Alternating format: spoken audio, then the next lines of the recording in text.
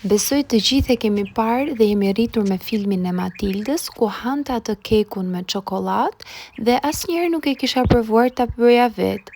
Kështu që vendosa ta provoj sepse më pëlqen shumë çokolata dhe marrim çokoladën e zezë, e prejmë dhe këtu ngrohim panën për ëmbëlsira dhe i bashkojmë të dyja bashkë derisa çokolada të shkrihet dhe të jetë në këtë formë. E vendosim në frigorifer të pushoj për rreth 2 orë. E më pas vazhdojmë me përgatitjen e kekut.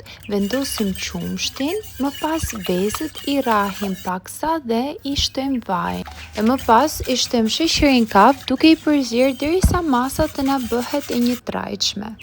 I shtojmë njerin duke e situr dhe kakaon. Më pas i shtojmë baking powder dhe pak sodë buke. Dhe ky është momenti i fundit i përzierjes dhe brumi i kekut është gati dhe mos u qani sepse ky është keku më i lehtë që çdo kush dhe ai që s'di të gatuar mund ta bëj.